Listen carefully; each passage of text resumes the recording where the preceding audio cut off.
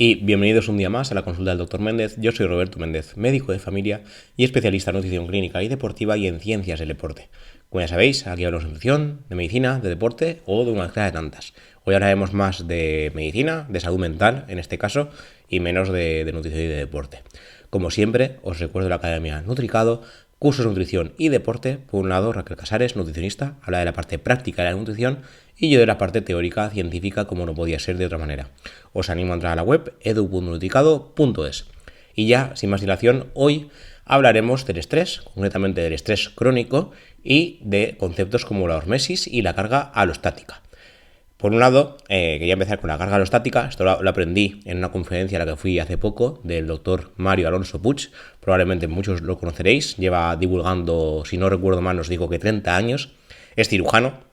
Estuvo en Estados Unidos, pero ya hace años que se dedica solo a la divulgación. Y la verdad es que lo hace muy bien, y nos explicó el concepto de carga alostática de una manera muy gráfica. Durante la conferencia, en el auditorio donde nos encontrábamos, nos hizo levantarnos de la silla y sentarnos, levantarnos y sentarnos, cada vez más rápido. Y llegaba un punto que decías, señor, me estoy estresando. Claro, ¿qué es lo que estaba pasando? Pues la carga alostática, que es lo que nos explicó Mario en aquella ocasión, es cuando el cuerpo trata de recuperarse tras un evento estresante, pero no le da tiempo, porque el estresor continúa activo. En este caso, el doctor Alonso Puig haciéndonos sentarnos y levantarnos. De manera que el cuerpo se acostumbra a vivir con esta sobrecarga. Y esto es la carga alostática. Es el exceso de estrés de forma continuada que nos pasa a muchos, sobre todo en el ambiente laboral, que es lo que comentaremos a continuación. Luego está el concepto de hormesis. Esto lo aprendí en un podcast de Marcos Vázquez, Fitness Revolucionario. Pues seguro que os suena a todos los que escucháis esto. Y lo que comentaba es que la hormesis implica adaptación al estrés. A ciertos niveles de estrés sí que serían beneficiosos. Por ejemplo, el ejercicio físico es un estrés beneficioso controlado, pero un exceso de estrés, en este caso, incluso un exceso de ejercicio, podría ser dañino. Entonces, la hormesis sería la adaptación a ciertos niveles de estrés, pero cuya sobredosis podría ser mala. Como todo, si por ejemplo bebemos 8 litros de agua al día, esto evidentemente es malo. De hecho, puede provocarnos varias enfermedades, pero tenemos que beber un nivel adecuado de agua para sobrevivir, obviamente. Entonces, la hormesis, como digo, sería una adaptación a niveles de estrés adecuados para que poco a poco nos vayamos superando y vayamos mejorando, nos vayamos adaptando. ¿Vale? Entonces tenemos la carga alostática, que sería el exceso, y la hormesis, que sería la adaptación adecuada y beneficiosa para el organismo. Y dicho esto, hoy hablaremos del estrés crónico y el síndrome de burnout, el estrés crónico y el consumo de alimentos por ansiedad, el estrés y el corazón, el aumento del riesgo cardiovascular por el estrés, y el estrés y el cáncer. ¿Vale? Empezaremos por el síndrome de burnout. En este caso tuvimos la ocasión de entrevistar en el periódico en español a la psiquiatra Marian Rojas, muy conocida seguramente por todos también, y lo que hablaba ella era del concepto de intoxicación por cortisol. Como nos dice Marian, el cortisol es la hormona del estrés y se activa en nuestro organismo en los momentos de miedo, cuando el organismo siente que tiene que huir, cuando sentimos que la supervivencia está en juego, y en momentos de alerta.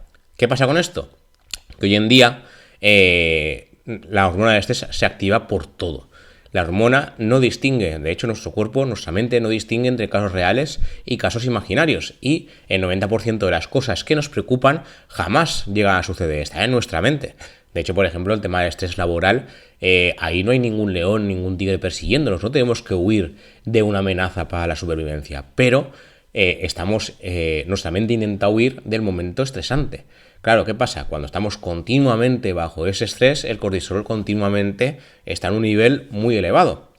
Nuestra mente interpreta cosas como peligrosas cuando realmente no lo son. Miedos al futuro, fantasmas del pasado, entonces no distingue lo real de lo imaginario. Esto es importante, puesto que, como digo, el 90% de esas cosas que preocupan jamás suceden, como también nos decía Marian. Y entonces llegamos a lo que Marian llama de forma coloquial estados de intoxicación del cortisol, en los que la hormona es demasiado alta y tiene un reflejo en diferentes partes del organismo. Esta intoxicación de cortisol genera cambios a diferentes niveles: nivel físico, psicológico y conductual. A nivel físico, de hecho, esto ocurre mucho, yo esto lo veo en la consulta diariamente: pérdida de pelo, cambios a nivel gastrointestinal, interacción hormonal, sensación de presión en el pecho, falta de aire, alteraciones de la piel. De hecho, el tema de esta irritabilidad, falta de aire, son estados clarísimos de ansiedad y se ven a diario. a nivel psicológico, irritabilidad, miedo e interpretación de forma negativa de todo aquello que nos sucede, incluso problemas de sueño, tristeza, lo que lleva a algunas personas, por suerte no a todas, al aislamiento. Estamos en una sociedad, como dice Marianne, hiperestimulada, donde nos cuesta comprender por qué. Para comprender hay que profundizar y para profundizar hay que parar y hay que tener conciencia del tiempo y desconectar de la hiperestimulación de las pantallas. Es una crisis de atención que no podemos comprender, no conocemos adecuadamente, no podemos profundizar y no podemos resolver. Entonces, la Organización Mundial de la Salud reconocía oficialmente el síndrome de burnout o estar quemado por el trabajo, describiéndolo como un trastorno emocional fruto de una situación de estrés crónica que genera agotamiento físico y mental. Esto es, de hecho, bastante común. Yo lo veo bastante en consulta. Yo creo que lo he llegado a vivir en algunas ocasiones en la pandemia. Por suerte fue un periodo corto, pero sí que notaba que se me iba la cabeza. No podía aguantar tal cantidad de trabajo y no entendía por qué estábamos haciendo ciertas cosas, como por ejemplo el tema de las bajas laborales por todo. Es que tiene COVID y no puede ir a este trabajo porque es peligroso. Y ahora, bueno, sí que es verdad que era el principio de la pandemia. Esto es obvio, ahora sabemos más cosas, ahora ya hay vacunas, ya prácticamente todo el mundo nos hemos vacunado y se pasa como un simple resfriado común y corriente, y en aquella época pues no se sabía. Entonces claro, todo el mundo tenía que estar en casa por A o por B. Pero claro, ¿quién tenía que hacer la baja? Pues nosotros desde el centro de salud. Claro, cuando eso te pasa con 20 personas no pasa nada, pero si llegas a ver 70 personas en un solo día, en una sola mañana, como nos pasó a nosotros en algunos días, por suerte no todos, llega un punto que tu mente no carbura como toca. ¿Vale? Pero claro, ¿qué pasa? Que hay gente que este estado de burnout continuado lo tiene continuo, como digo, siempre. Claro, llega un punto, es que cada uno llega a ese punto de burnout en algún momento. No habrá gente que aguantará más y habrá gente que aguantará menos, pero es que nadie se merece tener que aguantar eso, ¿vale? Las causas del estrés laboral son varias, como decimos en el artículo que os enlazaré en las notas del programa: sobrecarga de trabajo, como os acabo de comentar, necesidad de estar siempre disponible. Esto por suerte en mi ámbito no suele pasar, alguna vez cuando falla alguien alguna guardia, pero la verdad es que no nos suelen molestar fuera del horario laboral, incluyendo llamadas telefónicas constantes, el tema de los emails, WhatsApps. Esto pasa en muchos trabajos. Falta de control, sensación de no tener control sobre el buen trabajo diario, ambiente laboral tóxico, esto pasa en muchísimos trabajos por lo que me cuentan algunos pacientes, inseguridad laboral, falta de estabilidad, presión para mantener el puesto de trabajo, esto pasa muchísimo, desequilibrio entre trabajo y vida laboral, y que sería la capacidad de encontrar un equilibrio entre responsabilidades laborales y las actividades personales. Todo esto pasa de forma continuada en multitud de trabajos y no debería pasar. Nadie se merece aguantar todas estas cosas. ¿Qué consecuencias tiene para la salud esto? Pues enfermedades cardiovasculares, lo comentaremos más a fondo después, trastornos musculoesqueléticos, dolores de espalda, de cuellos, de hombros, contracturas musculares, así todos los días estamos viendo, y sobre todo por el tema del trabajo, ya sea por estrés o por exceso de actividad física en el trabajo. Problemas gastrointestinales, como hemos comentado antes, trastornos del sueño, ansiedad, depresión, agotamiento emocional, esto es súper típico. Problemas cognitivos, sensación de falta de memoria y falta de toma de decisiones, falta de atención, súper común. ¿Cómo reducir el estrés? Perdón, pues a veces el método más drástico sería cambiar de trabajo o decirle a nuestros jefes: oye, que esto no se puede aguantar y de hecho es inviable, ¿no? Esto sería lo más extremo.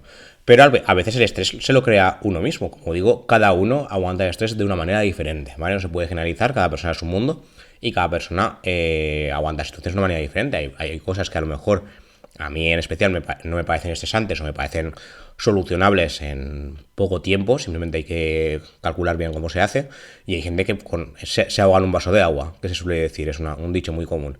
Entonces, claro, hay que ver qué niveles de estrés son aguantables para un estándar y qué niveles no, ¿vale? Si hablamos de niveles aguantables, pero que por el motivo que sea nosotros como personas no los aguantamos, ¿qué podemos hacer? Algunas sugerencias que nos da Marianne en este artículo es priorizar y planificar, organizar las tareas de forma eficiente y priorizar y tener plazos realistas, establecer límites y delegar, decir no a lo que no es necesario y delegar responsabilidades, gestionar bien el tiempo para reducir la sensación de agobio, practicar relajación, meditación, mindfulness. De hecho, en la conferencia de Maya Alonso, ¿no? Hicimos mindfulness, que yo nunca jamás lo había hecho, fueron nada, unos minutos, y la verdad es que sienta bien. A mí me parecía una tontería en el fondo, pero no, la verdad es que fue una cosa bastante curiosa. Os lo recomiendo probar, ¿eh? La verdad es que está muy bien. Como una rutina de ejercicio físico, esto primordial, tanto para estrés como para la salud en general. Conciliar los límites claros entre trabajo y vida personal. Apoyo social, compartir experiencias y preocupaciones con colegas, amigos o familiares. En este punto quiero hacer un inciso.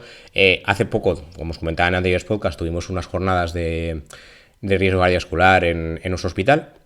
Y uno de los puntos que yo traté en mi ponencia, que estuve también dando una charla allí, fue el tema de que muchas veces nos juntamos, los colegas en este caso de atención primaria, y siempre lo típico es quejarse. Es que esto va mal, es que esto también, pero nadie pone soluciones. Es una cosa súper llamativa, nadie piensa soluciones. Es que esto está mal y lo tiene que solucionar, en este caso, nuestra Consellería de Sanidad.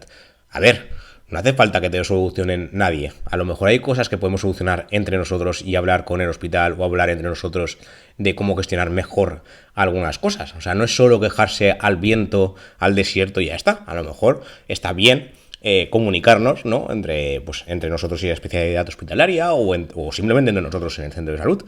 Pero eso es una cosa que no suelo ver.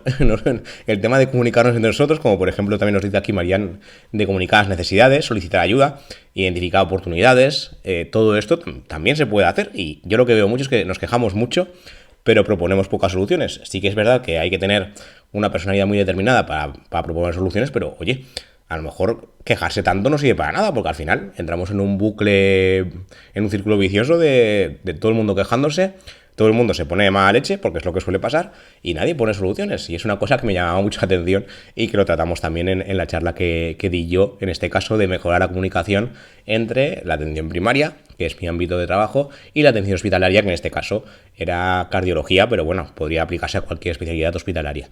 Nosotros tenemos la especialidad de medicina de familia y es otro rollo, por decirlo de alguna manera. Nuestro centro de salud va como nuestros centros de salud funcionan de una manera diferente al hospital, pero nos tenemos que comunicar con el hospital, eso es de cajón. Entonces, ¿qué mejor para el ambiente laboral que comunicarnos, ¿no?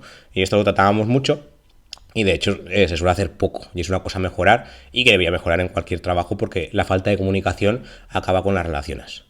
Y bueno, para terminar, también estaría el tema de tener metas alcanzables. No puede ser una meta que no sabemos si vamos a alcanzar, o sea, ponerte el listón demasiado alto es inviable y mentalmente acaba quemando. Y buscar un propósito. De esto se habla mucho el tema de la longevidad, de vivir mucho y tener un propósito en la vida, alarga la vida y mejora la calidad de vida. Pero es que el trabajo, buscar un propósito laboral individual, puede aumentar la satisfacción y el bienestar. En este caso, el propósito que tenemos yo y otros compañeros ahora mismo es mejorar la relación con el hospital, con cardiología en especial, y estamos haciendo proyectos juntos y demás, y eso es bonito dentro del hecho que tenemos que hacer nuestro trabajo en el día a día. Pero eso mejora mucho, o sea, tener cosas dentro del trabajo, pero que sea parte de lo que haces en el día a día es bueno y es bonito, y además a nivel de salud mental me parece genial. Y yo por ejemplo, sí que noto que las cosas mejoran en ese sentido. Y si además podemos mejorar la vida de los compañeros, oye, pues para adelante. Volviendo al tema de cómo afecta el estrés a la salud, tenemos el hecho de comer por ansiedad, los típicos atragones. El hambre emocional aparece de forma repentina en muchas ocasiones y exige una solución urgente, con alimentos insanos y generando una sensación de culpabilidad. En este caso, en el artículo, esto me pareció muy curioso cuando me lo leí para hacer el podcast de hoy, existe un término alemán, que no lo voy a pronunciar bien, así que perdonadme los que sabéis alemán, pero ya lo leeréis en el artículo para saber cómo se pronuncia, pero literalmente en español sería Kummerspeck. Es una palabra que realmente no tiene una traducción como tal, es como las palabras españolas es sobremesa y vergüenza ajena, que es difícil de traducir. Proviene de Kummer, pena, tristeza, y Speck, tocino, panceta. O sea, significaría algo así como pena panceta, ¿vale? Esto traducido literalmente, evidentemente, no significa eso, ¿vale? Pero es utilizada por algunos psicólogos para definir los atracones emocionales. ¿A qué nos referimos exactamente? Pues todos hemos tenido estrés, todos hemos tenido ansiedad, carga de trabajo acumulada y casi siempre de forma negativa afecta a la dieta. Cuando un mal día puede llegar a acabar en un atracón, un ataque indiscriminado a nuestro frigorífico y no suele ser para atiborrarse de alimentos sanos como fruta y verdura, sino con alimentos insanos. Lo que pasa es que nuestro cerebro busca recompensas inmediatas frente a los déficits emocionales, y alimentos como los que contienen elevadas cantidades de azúcares, sodio o grasas o potenciadores del sabor como el glutamato monosódico son capaces de enviar mensajes de satisfacción casi inmediatos. Es como una droga. Ya lo hemos comentado en alguna ocasión, los alimentos ultraprocesados funcionan así. Las causas que provocan el hambre emocional son muy variadas y saber el origen sería lo ideal para poder evitarla. Algunas situaciones que pueden desencadenar son conflictos personales, el aburrimiento, la ansiedad y otras patologías mentales como la depresión.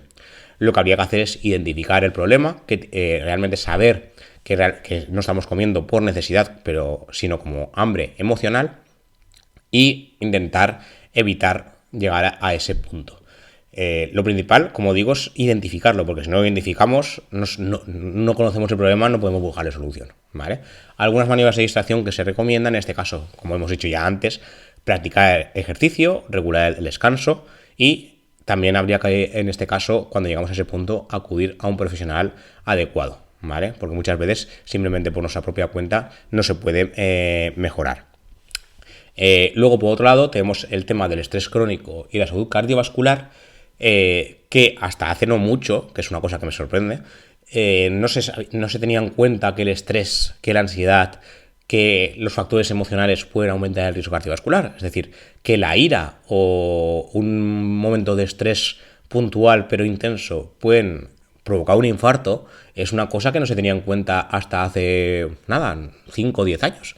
Antes no se tenía tan en cuenta que un momento de tener un disgusto te podía llevar al infarto si tienes factores de riesgo. A ver, ser una persona sana y que te dé un infarto por un disgusto, pues no es lo habitual, pero una persona de edad media con hipertensión, azúcar, colesterol, demás factores de riesgo cardiovascular en general, que tenga un disgusto, puede tener muchas papeletas de tener un infarto, y esto es por algo emocional, ¿vale? Tener mucho estrés no es bueno, pero y hasta 4 de cada 10 personas han sufrido estrés en España de forma frecuente y continuada. Esto según el artículo, yo creo que ahora mismo tras la pandemia es más. Pero lo que se sabe es que hay que saber manejarlo y controlarlo, porque si no, a corto, medio y largo plazo, a corto plazo según los factores de riesgo que tengamos, pueden provocar enfermedades cardiovasculares, y puede ser infarto cardíaco o ictus a nivel cerebral, ¿eh? Esto puede ser todo, al final todos son eventos cardiovasculares. Entonces, lo que hay que hacer es aprender a manejarlo y también conocerlo, ¿vale? Sabemos que la hipertensión y el azúcar causan un aumento del riesgo cardiovascular, pero lo que no se suele saber es que el estrés, bueno, no se suele saber, ahora se sabe más, porque por suerte esos últimos años hemos visto cómo la salud mental sí que afecta a nuestra salud orgánica, ¿no?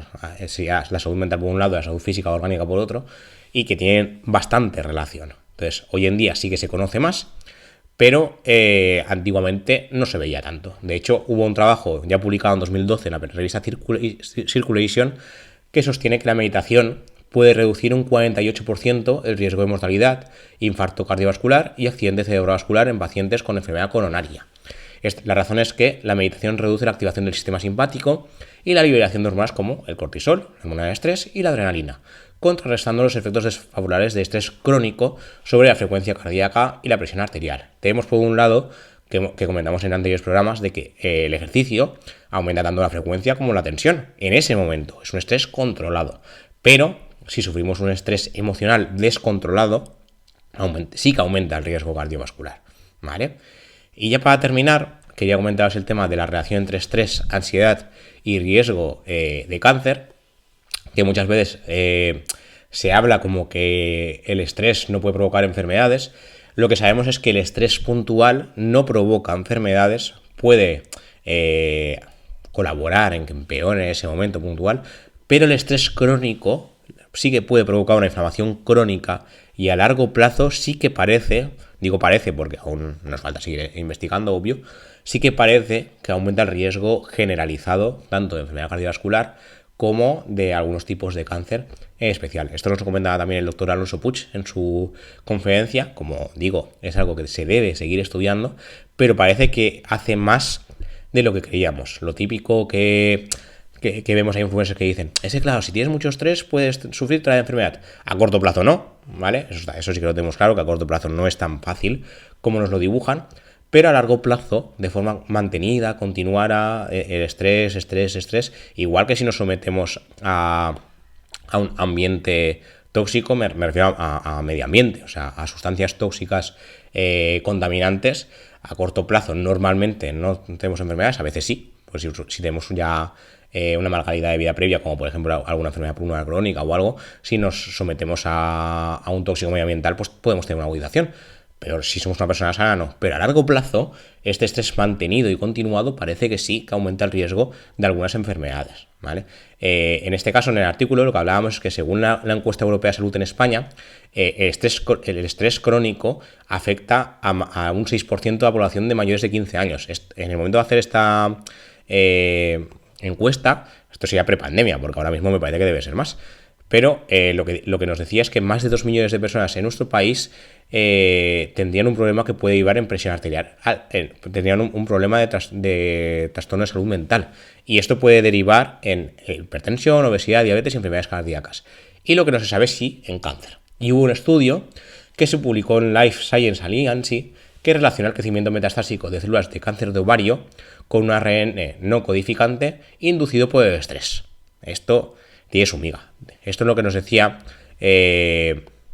los investigadores, que diversos estudios realizados en modelos animales han sugerido que el estrés sí que puede facilitar la progresión del cáncer. Perdón. Sin embargo, es una conclusión que hay que tomar con pinzas. Como matizan desde la Sociedad Española de Oncología Médica, los resultados obtenidos en estudios epidemiológicos son contradictorios y pueden existir otros factores asociados al estrés crónico que actúen como sesgos y que puedan predisponer a un mayor riesgo de cáncer. O sea, hay muchas cosas, ¿vale?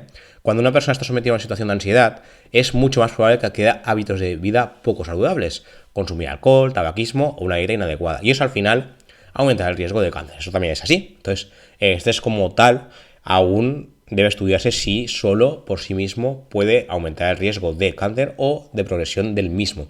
Lo que sí que se está viendo es que aumenta el riesgo de comportamientos que a su vez sí se han relacionado con un aumento del riesgo de esta enfermedad. De momento los estudios son contradictorios, como digo, pero sí que se está viendo ya alguna cosilla. También hay una investigación publicada en Nature que repasa toda la literatura científica sobre el tema y su conclusión es clara. Aunque la evidencia de que el estrés promueve el inicio del cáncer es inconsistente, sí que puede facilitar la progresión mediante la modulación de la mayoría de las características del cáncer. Esto es que si bien el estrés no desarrolla cáncer, sí que favorece su propagación. En estudios in vitro se ha visto que las catecolaminas, por ejemplo la adrenalina, que son una familia de hormonas típicas de estrés entre las que se encuentra, como digo, la adrenalina y no adrenalina, pueden promover la proliferación de células tumorales y su migración a otros tejidos y favorecer el desarrollo de metástasis. Esto es curioso. Esto facilita que el tumor crezca y que el cáncer se disemine. O sea, lo que veríamos es que el estrés crónico como tal, de momento los estudios no lo identifican como causa primordial u origen de un cáncer, pero sí que parece que favorece su desarrollo y su metástasis.